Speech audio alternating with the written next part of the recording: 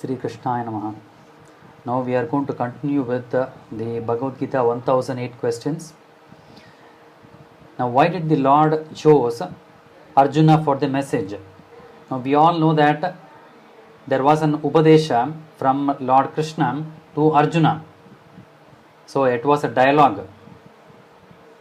Now the question is, why did Lord choose Arjuna for the message? It is because Bhima has no doubts. Next in the rank among the Pandavas is Arjuna, and there is in him the Avesha of Nara. So now we have to know that though all the brothers were born to the same mothers, they are actually different souls. So all these are Devatas. So Bhima was the Jivottama.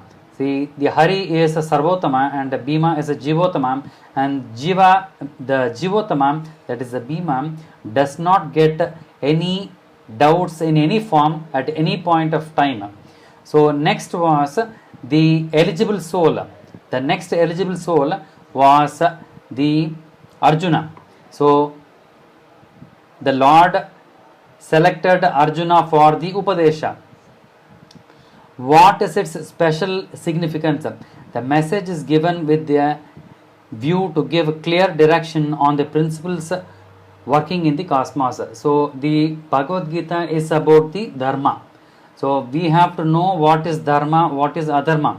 So how do we know? Where do we get the knowledge of Dharma and Adharma? We have to listen to the scriptures. So in that, Bhagavad Gita is the best and easiest scripture to study within a short period of time. And it is the Bhagavan himself who has given the Upadesha not only for Arjuna but for all of us. Now, what in a nutshell is the message of Bhagavad Gita? The Lord tells Arjuna, who has taken refuge in him, that to contain the haters of Vishnu and abettors is the prime duty of the warrior. All else is contributory to this main thrust. Now Bhagavad Gita tells that to follow Vishnu Dharma. What is Vishnu Dharma? Vishnu Dharma is we have to follow the principles of Vaishnava Siddhanta, and not only that, those who are haters of Vishnu, there are mainly lot of Asuras, like there was Duryodhana, Dushadana, and there was Ravana, there was Kamsa, and so many Asuras were there. So what is the main duty of a warrior like Arjuna? He has to contain the haters of Vishnu. So they were all having a dvesha, or they were practicing hatred towards the Lord Vishnu. So what is the duty of a warrior? To contain or to kill the Vishnu haters. That is the one message of Bhagavad Gita. Is it true that one alone becomes many? Now we have to understand the question first. What is this one alone becomes many? So there is a popular knowledge, or I would say a misconception, that all of us are the gods. Now so there are some people who believe and who make others also believe that we are that is the Paramatma and Jivatma are same. Is it possible Paramatma and Jivatma are same? Is it possible? Now Bhagavad Gita clearly tells us that it is not possible. So there are two forms. So both are Atmas. What are they? One is Paramatma, that is Lord Vishnu, and all the others are Jivatma, starting from Jivottama, that is Bhima or Madhva or Hanuman. So all these are all of them are Jivottamas. All of us are Jivatmas. So the Paramatma, the Supreme Personality, is Lord Vishnu or Lord Krishna. Now when I say Lord Vishnu, it refers to Lord Krishna as well. There is no difference between Lord Vishnu and Lord Krishna and Lord Rama or Lord Vedavyasa. All of them are same avatars of the Mula Rupi Narayana. Now let's come back to the main question. Is it true that one alone becomes many? It is not true. The Lord tells us that plurality was there in the beginning, and plurality we see now, and plurality continues to exist in the end. So this sloka is very evident in Bhagavad Gita, that is 2:12. So now what is the answer? It is not true. So one alone does not become many. So Jivatma and Paramatma are different. So this plurality was there in the beginning.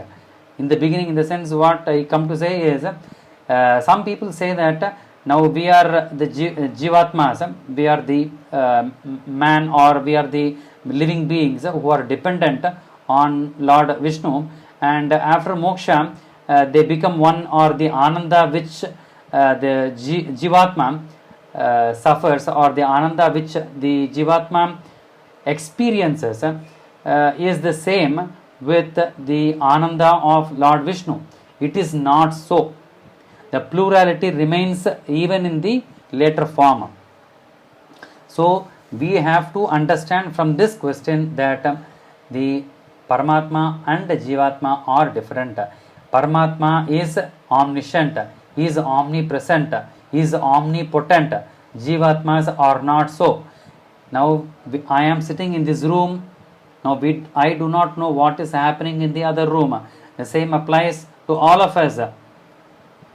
Right behind me, who is standing, we do not know. So that is our potency. The Lord is not so.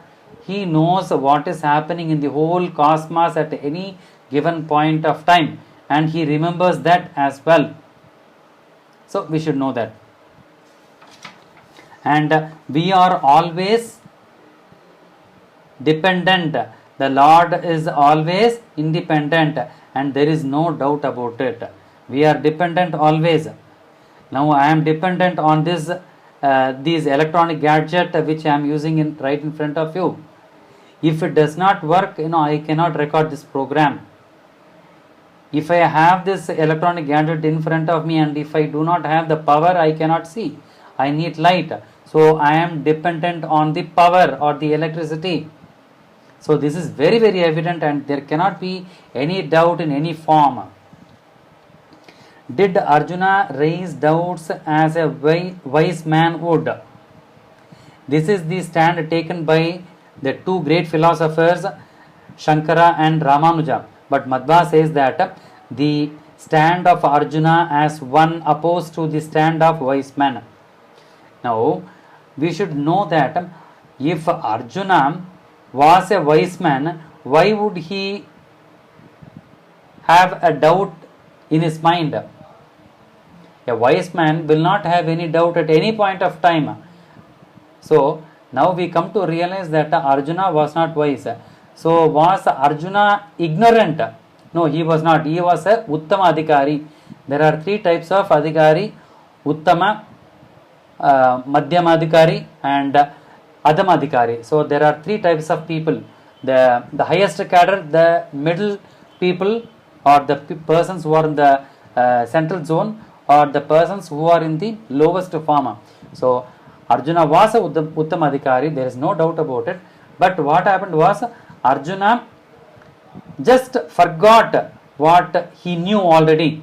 So it was the duty of Krishna to remove that momentary ignorance in Arjuna's mind, so that he becomes intelligent, and not only intelligent, he does all the duties in a proper way as a warrior. Sri Krishna Arpanamastu.